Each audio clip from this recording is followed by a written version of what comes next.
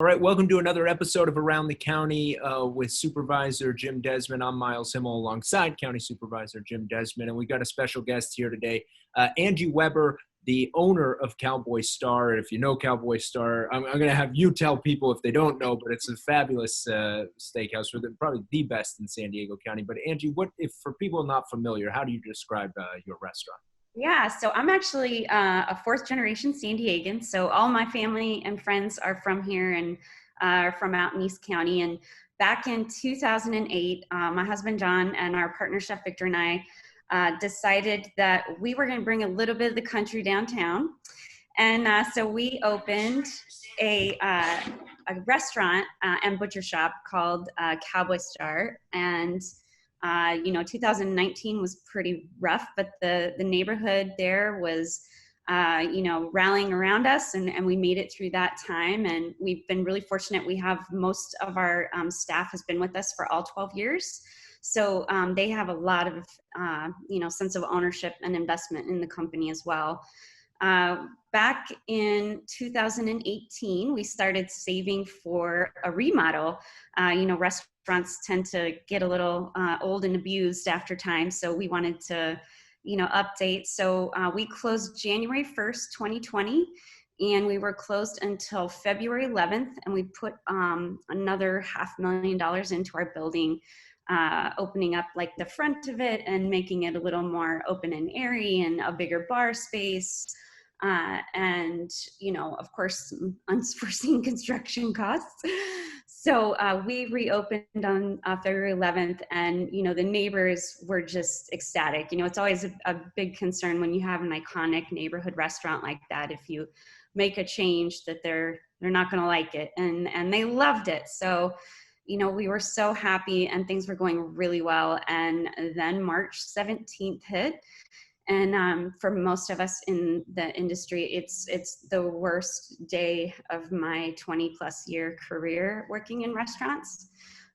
We laid off all 54 of our employees, and we thought it would be, 2 weeks. Everybody does their part, goes home, and we put things on pause. And then 2 weeks turned into months. And when we finally got the guidance for reopening, we decided to go above and beyond. So we weren't in that round of the PPP on the first round. We didn't get it, but eventually we did on the second round. So with that money, we actually kind of retrofitted our building to go above what the state and local guidance recommended. So we added UV antibacterial lighting into all of our HVAC ducts. We had a professional company come in and do like a hazmat cleaning, and then we followed it up with the bioviral decon. It's an antibacterial fogging treatment that covers all surfaces, and it can last for up to a month. We removed half our seating.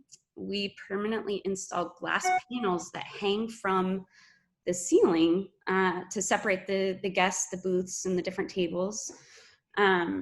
We purchased these UV wands that we use throughout the building on an hourly basis. They are an antibacterial UV lighting. And then we also assigned someone internally that is our health officer, who manages all of our daily screenings for all of our employees, temperature checks, questionnaires before you can enter the building, just making sure that you hadn't come in contact with any kind of exposure, feeling ill in any way. And then, even with our deliveries, we started accepting them outside and cleaning them before they came in the building, just to make sure there was no chance of anything coming in.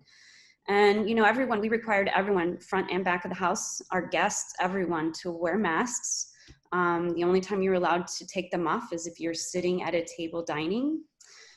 We individually wrapped all of our pens and sanitized everything that you would possibly touch. We went to touchless menus and touchless checks, so that when you're checking out, we don't have to touch anything for you. And right before we reopened on June 17th.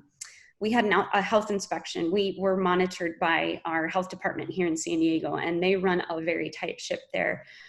So we had them come in and they do an inspection before you can reopen. And our inspector that day said, quote, "If I could give you 100, I would. This is what every restaurant should be doing." And so we thought, man, we're really, okay, we've done this right. We've got all our ducks in a row. Let's get ready to open. And we had a good 19-day run, and then we had to close again. So we've been open a total of 6 weeks so far in the year 2020. So you can imagine, as a small business, that is incredibly devastating. We've depleted all of our savings that we had. And we will run out of the PPP now in, I believe it's 7 weeks. So that clock is ticking. We've managed to keep, this time around, our 5 managers on salary. 3 of them have very young kids. One of them just had a baby that was born in June, a little girl named Leilani. And so we're just trying to do the best we can to keep them housed and keep money coming and food on their tables. We cannot go outside where we're at on 10th Avenue in the East Village, if you're familiar with it. It's always been a bit of a struggle with the homeless population there, but since April, when they added the zero bail implementation in California, that allowed a lot of felony and misdemeanor drug addicts and drug sellers to move into our neighborhood again. So on any given night, we have 12 to 20 people that live on our block between 9th, 10th, G, and Market. Every day we pick up heroin needles, crack pipes, you name it, urine-soaked clothing. We work with SDPD and Clean and Safe on a daily basis. We're on a first name with them, texts, in the morning, here's how many encampments we have, can you help us clean up? And they do everything they can. They sweep it once a week, twice a week sometimes, and they just come back. So going outside for us is really problematic. We also can't go into the street where we're on 10th Avenue. So that is kind of an issue as well. We're doing to go 3 nights a week, and that's, we're breaking even with that. And it's keeping us top of mind with our neighbors, and it's staying in the community and helping our staff that is staying on. But once we get to October, that first week of October, I really don't know what we'll do at that point without some kind of additional PPP funding or the ability to open indoors, where like many restaurants will be in a lot of trouble. Well, Angie, that's an incredible story. All the challenges that you've had, not just with the COVID and also with the neighborhood and things like that.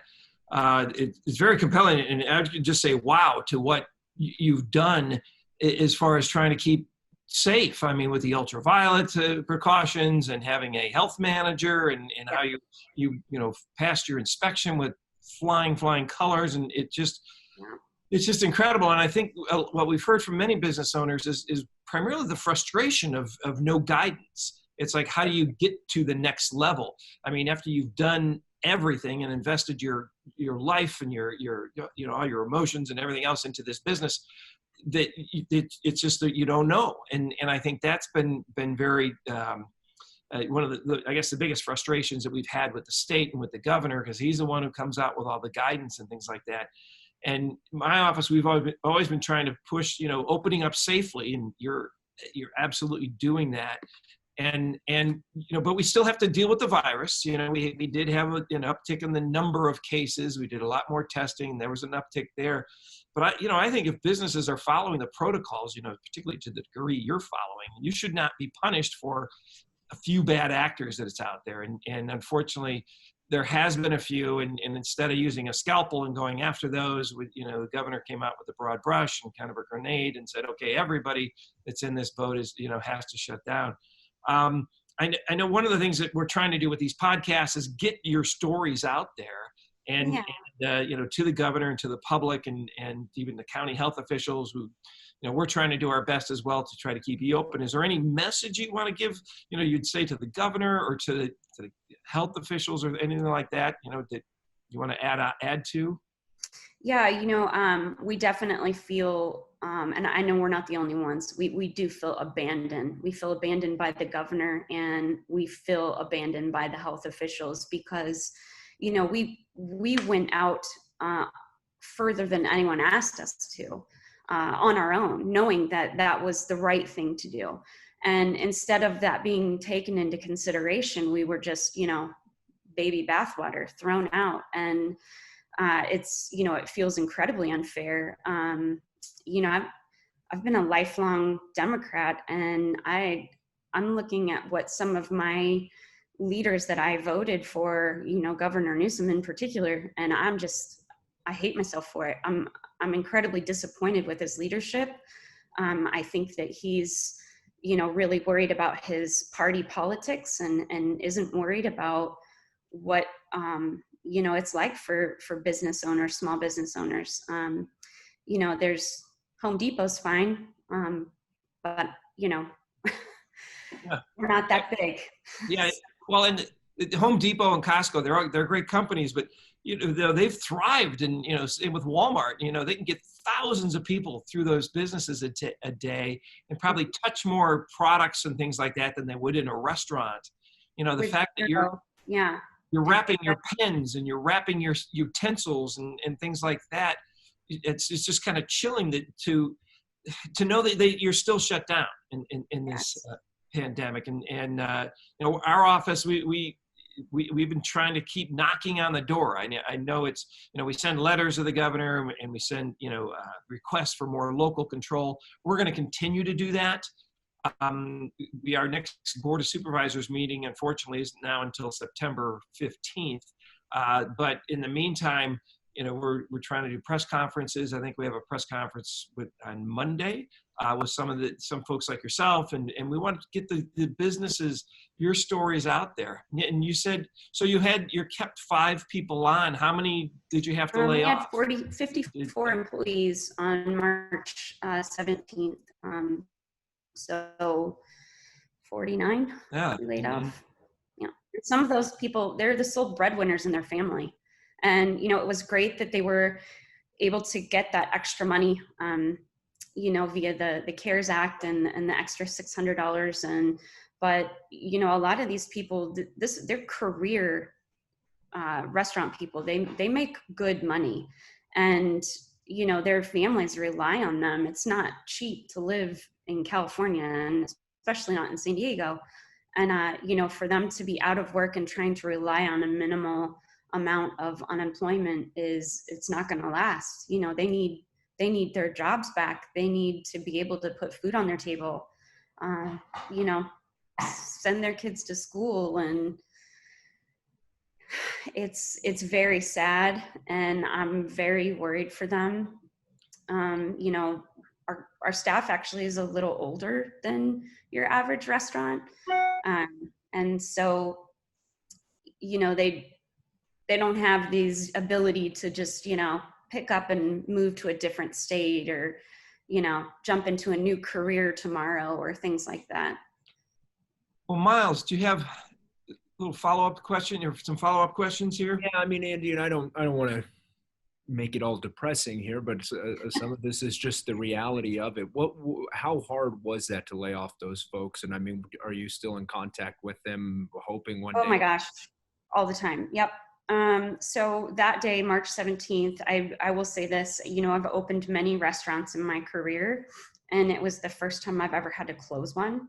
And closing a restaurant is about 10 times harder than opening one. And if you've ever talked to anyone in the restaurant industry about how maddening it is to open a restaurant and weeks of no sleep, and how difficult it is with red tape and money and things like that, permitting, that one day was singularly the worst day of my career. And I will never forget it. I think, gosh, Jen and I went home and cried for 3 days. We kind of turned inwards. A lot of people turned outwards to feeding first responders and things like that. And for us, we felt like we could make a greater impact by turning inwards and feeding our own people. So we did, 3 days a week food for our folks, and we tried to do larger meals that would last their families throughout the week. And so we talk to them weekly. We're friends with them on social media, even though we're all at home. We're still communicating via text, and and I see their worry. We had one of our front of the house staff members post something yesterday that he's getting down to crackers and water, and let's get this going to the state and to the government. And Angie, for people who haven't been, I mean, this isn't even a question, but who haven't been to your restaurant, I mean, those are the folks, I mean, the waiters and the staff, passionate about the food. Oh my gosh. This isn't the restaurant where you come in and you go in. I mean, these are people passionate about their job and their life and their livelihood. And I mean, you have some fantastic workers. Yeah, like I said, a lot of them have been with us all 12 years, and they're a family, and the idea behind Cowboy Star has always been a bit of a collaboration where, sure, John, Victor, and I, if, we go belly up, we're the ones on the hook. But at the same time, there's so many people in that building that they create the policies, they create the service standards, they create the food. It's a hugely creative process to operate a restaurant. And then for it to function properly is a whole other thing. You've got to create all these systems within. And we've always had this culture there where if you have a good idea, let's try it. We don't pretend to know all the rules, and, we don't pretend like we know everything. And so we've always been really open to suggestion and collaboration. And I think that's one of the things that people really like about working there. It gives them a sense of ownership. And we started a beef jerky company in 2018. It was a fun project for us. This is actually one fun thing that comes out of restaurants is you get to do little side things. And so we gifted percentage ownership to the staff that's been with this all 12 years. And it's really fun. We come up with these fun flavor profiles and we test them out and we put them out to market and see what works. And we had a Nashville hot flavor that we launched pre-sale right at the beginning of the lockdown. And we were hoping to get it out in May, but because of the turmoil with the meat companies and not being able to, supply the supply chain, we didn't get them out until this week. So it's been an interesting year to say the least, but that's definitely one fun thing that's come out of it is the jerky company. We all love that. Well, as we kind of, and I'm looking forward to that Nashville hot. Yeah. We're pretty proud of it, actually. And one of the things that, we've always been, and I hear it, through you as well, primarily with what you've already done, is we still have to deal with the virus. We just can't open up. We got to make sure we're dealing with the virus. We're doing it safely. We respect it. We want to protect those that are most vulnerable, but make sure that the sectors and businesses that people, still can have jobs and function.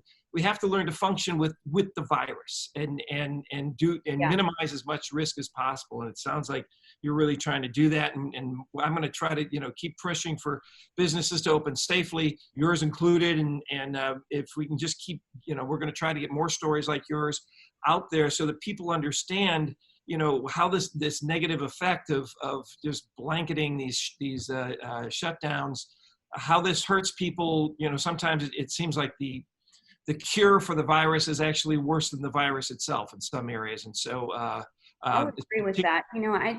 This is something that's really come to be a thing for me in the last month in particular, is that I'm really noticing that I'm disappointed in the way we've just decided that we're not going to live anymore. That everyone's just, there's been a lot of things that have happened to our country, to our state. I'm fourth generation. I hear we've lived through fires, we've lived through earthquakes, we've lived through a lot of things. And this, we've decided for some reason, like we're just gonna lock ourselves up for it. We're not going to, you know, try and fight and, you know, be there for each other. And I'm really just shocked that we're all giving in so easily like this, and that we're, you know, throwing out business so haphazardly. And it's what, you know, really sustains our county, our state, you know. Without the businesses and without their taxes, you know, I don't know how anything's going to happen.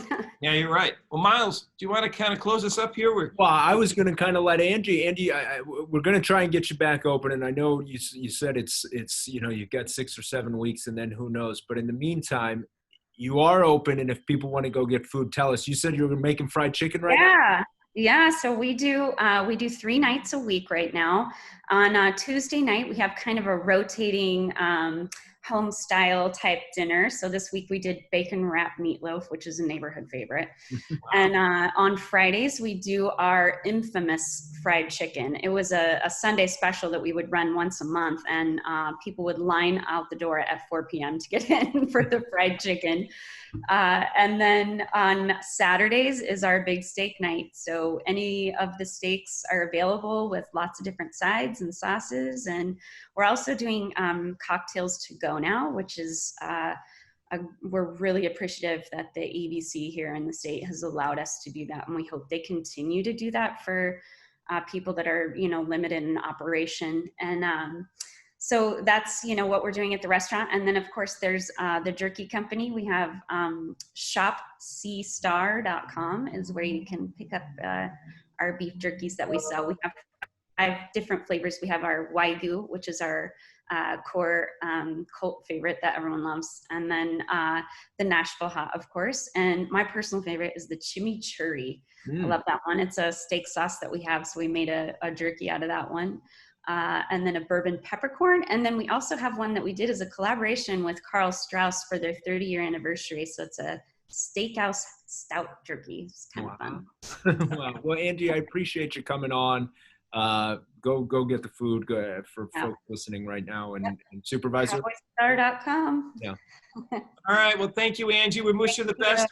We're gonna keep working as hard as we can to try to get businesses open safely. We really appreciate it, Jim. We appreciate everything you're doing for us out there.